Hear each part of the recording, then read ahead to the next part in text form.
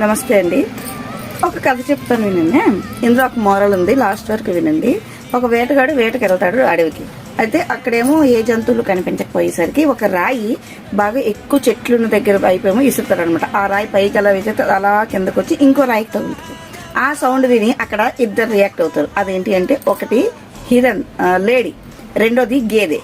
ఈ రెండు కూడాను గేదె ఏంటి అడవిలో ఏం చేస్తుంది అని అడగండి, అదొక అడవి గేదె. ఓకేనా? సో ఆ రెండు విన్నాయి. ఆ లేడీ ఆ సౌండ్ విని కాసేపు ఒక 10 seconds ఆలోచించి ఇగ్నోర్ చేసేసింది. తను మేత తను తిని వేరే రూట్ గుండా, అంటే ఏ రూట్ గుండా అయితే అన్నీ వెళ్తాయి అలా కాకుండా వేరే రూట్ గుండా ఆ ఏరియా నుండి వేరే వైపు వెళ్ళిపోయింది. బట్ ఈ బఫెలో ఉంది కదా, అది అక్కడ విని ఆ సౌండ్కి ఎక్కువ ఇరిటేట్ అయిపోయింది, చాలా ఎక్కువ ఇరిటేట్ అయిపోయి ఆ తావు నుండి ఏ తావు నుండి తన్ని వెళ్తే ఆ తావు నుండి బయటకు వచ్చింది. అది రాగానే ఆ వేటగాడు ఒక్క బాణం వేశాడు, దానికి పేక నుంచి అయిపోయింది, అక్కడే సఫా ఆగేది.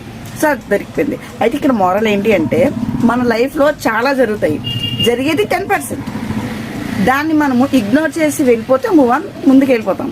లేదు, ఆ 10%కి మనకి ఎక్కువ రియాక్ట్ అయిపోయి 90% రియాక్షన్ ఇచ్చేస్తాం, అక్కడే దెబ్బ అయిపోతాం. అలాంటి దగ్గరే మనకి ప్రాబ్లమ్స్ పెద్దవైపోతాయి.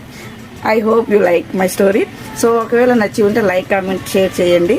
ఇంకా మంచి కథలు కావాలంటే మన పేజ్ని ఫాలో, సబ్స్క్రైబ్ చేసుకోండి. Thank you. రాధే రాధే.